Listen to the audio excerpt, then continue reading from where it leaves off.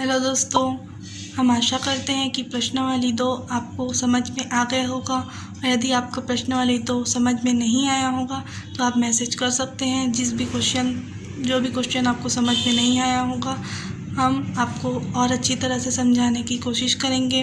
अब हम प्रश्नावली 3 को देखते हैं। प्रश्नावली 3 में बताया है दोस्तों कि हमें ये बहुपद दिए हैं, उनका मध्य पद तोड़कर गुणनखंड प्राप्त करना है, गुणनखंडन प्राप्त करना है। तो दोस्तों मध्य पद अर्थात दोस्तों ये जो मध्य पद है, मध्य पद अर्थात बीच का पद, इसको तोड़ना है और हमें गुणनखंड प्राप्त करना है। दोस्तों हम क्वेश्चन को हल करते हैं ताकि आपको समझ में आ जाए। ये देखिए दोस्तों, यह हमें बहुपद दिया है x की घात 2 - 3x - 4।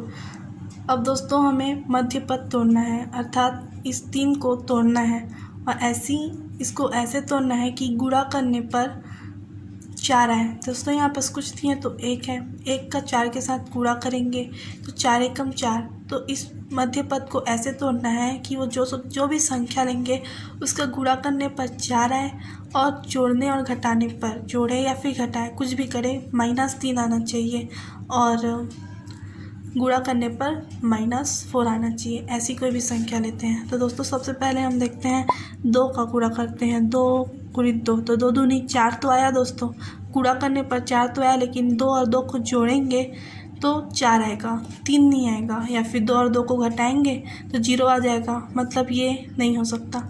अब दोस्तों हम 3 × 1 करते हैं तो 3 एकम 3, ये भी नहीं हुआ दोस्तों, हमें गुणा करने पर 4 चाहिए। दोस्तों 4 × 1 करते हैं तो 4 एकम 4। दोस्तों गुणा करने पर 4 आया और यदि 4 में 1 घटाएंगे तो 3 आएगा। तो हम 4 और 1 को लेंगे, क्योंकि यहाँ x है तो हम भी यहाँ x लेंगे। बड़ी संख्या के सामने माइनस है, इसीलिए 4 के सामने माइनस लगाएंगे, ना कि 1 के सामने। और प्लस माइनस माइनस, 4 एकम 4 और 4x में 1x को घटाएंगे तो कितना आ जाएगा दोस्तों, -3x आ जाएगा। इस तरह 4x और 1x हमने मध्य पद तोड़ के ये नया संख्या बनाया। अब दो पद ले लेते हैं दोस्तों, दो पद। अब दो पद में जहाँ भी प्लस और माइनस होता है वहाँ कॉमन निकालते हैं। यहाँ 2x है, यहाँ 1x है, तो x कॉमन निकल गया दोस्तों, बच गया x, बीच में माइनस है, माइनस और 4 बच गया दोस्तों। 1x और प्लस उतार दिए, 1x और -4 में कुछ भी कॉमन नहीं है। जहाँ कुछ कॉमन नहीं होता वहाँ एक कॉमन होता है दोस्तों। इस तरह यहाँ x -4 उतर गया दोस्तों। जब भी हम कॉमन निकालेंगे तो जो भी बचेगा वो सेम आएगा। यही इस बात का प्रूफ है कि जो हम बना रहे हैं वो सही बना रहे हैं। तो जो बच गया दोस्तों x + 1, उसको हम एक कोष्टक में लिख देंगे और जो 2 ठो है उसको एक बार लिख देंगे। यही इस बहुपद का गुणनखंड प्राप्त हो गया दोस्तों। देखिए दोस्तों, ये तीसरा क्वेश्चन है। तीसरा क्वेश्चन में x² + x - 12 ये दिया है। यहाँ कुछ नहीं है तो 1 है दोस्तों,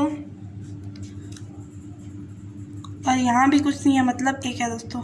अब हम इस 1 को ऐसे तोड़ना है कि गुणा करने पर 12 एकम 12, यहाँ माइनस चिन्ह होने के कारण गुणा करने पर -12 आना चाहिए और जोड़ने या घटाने पर 1 आना चाहिए। अब ऐसी कौन सी संख्या होगी दोस्तों, तो इसको पता करने के लिए हम एक और विधि होती है, जैसे कि गुणा करने पर कितना आया, 12 एकम 12, तो 12 का गुणनखंडन निकाल देंगे। तो 12 का गुणनखंडन निकालेंगे तो 2 से जाएगा, 2 छक्का 12, फिर उसके बाद 2 तिया 6 और ये हो गया 3 एकम 3। तो हमें 3 संख्या प्राप्त हुई दोस्तों, 2 और 1 3 संख्या प्राप्त हुई। अब इसी को हम लोग कैसे भी गुणा करके, जोड़ के, घटा के 1 लाना है। तो दोस्तों 2 दूनी 4 होता है, 4 और 3, 4 में 3 को घटाएंगे दोस्तों तो 1 प्राप्त होगा और गुणा करने पर हमें 12 प्राप्त होगा। 4 तिया 12 ही होता है। अब दोस्तों हम क्या करेंगे, यहाँ एक x² को ऐसे ही लिख देंगे दोस्तों। मध्य पद को ही बदलना है तो पहला पद और अंतिम पद वो सेम ही लिखाएगा। अब +1x की जगह हम यहाँ पर 4 और 3 लिखेंगे। यहाँ पर +4x - 3x -12 लिख देते हैं दोस्तों। देखिए +4x में -3x को घटाएंगे तो +1x आएगा और 4 में 3 का गुणा करेंगे तो 12 आएगा और प्लस माइनस माइनस तो -12 आ गया। इस तरह से हम मध्य पद तोड़ के गुणनखंड प्राप्त करते हैं। बट बस हमें करना क्या है कि बीच के पद को हटाकर 2 पद लाना है। अब दोस्तों ये जो 3 पद था वो 4 पद बन गया। अब हम क्या करेंगे, कोष्टक लेंगे, 2 पद का कोष्टक ले लेते हैं। तो हम यहाँ 2 पद का कोष्टक ले लिए। अब यहाँ कॉमन निकालेंगे दोस्तों, यहाँ 2x है और यहाँ 1x है, तो 1x कॉमन निकल गया। बच क्या गया दोस्तों, x + 4 बच गया। अब यहाँ माइनस है, यहाँ माइनस तो रहेगा ही, यहाँ कुछ कॉमन नहीं है, तो दोस्तों हम यहाँ क्या करेंगे, जो छोटी संख्या है उसको बाहर निकाल देंगे। तो यहाँ क्या बच गया, x बच गया। ये माइनस अंदर गुणा होगा तो माइनस माइनस प्लस हो गया दोस्तों, माइनस माइनस प्लस हो गया। और 3 का 12 के साथ भाग कर देंगे तो कितना आएगा दोस्तों, 4 आएगा। या फिर दोस्तों यदि यहाँ पर आपको कॉमन निकालने नहीं आता है तो यहाँ पर जो कॉमन निकला उसको आप यहाँ पर लिख सकते हैं, ये सेम आता है। अब दोस्तों जो बच गया x - 3 इसको एक साथ लिख देंगे और जो 2 ठो सेम है उसको एक बार लिख देंगे। और इस तरह दोस्तों हमारा इस बहुपद का ये गुणनखंड प्राप्त हो गया। इस तरह से हम बना सकते हैं दोस्तों। देखिए ये 11वां क्वेश्चन है, ये करने वाला है, आपको कोई परेशानी ना हो करने वाला मैं आपको बता रही हूँ। दोस्तों यहाँ मध्य पद 9 है और ये पहला पद है और ये अंतिम पद है। दोस्तों हमें पता है मध्य पद तोड़ने के लिए सबसे पहले हम पहला पद और अंतिम पद का गुणा करते हैं। तो करनी 3 गुणित 6 करनी 3। तो दोस्तों करनी का गुणा होता है और जो संख्या यहाँ कुछ नहीं है तो 1 है दोस्तों, तो यहाँ संख्या का गुणा होगा और करनी का गुणा होता है। तो 6 कम 6 और करनी 3 का गुणा करेंगे तो 3 आता है दोस्तों, 6 तिया 18 होता है। तो इस तरह हमें 18 प्राप्त हो गया। अब हमें 9 को ऐसे तोड़ना है कि गुणा करने पर 18 प्राप्त हो और जोड़ने और घटाने पर 9 प्राप्त हो। तो दोस्तों यहाँ पर से पता चलता है कि 6 और 3 को जोड़ेंगे तो 9 प्राप्त होगा और गुणा करने पर 18 प्राप्त हो रहा है। दोस्तों हम पहला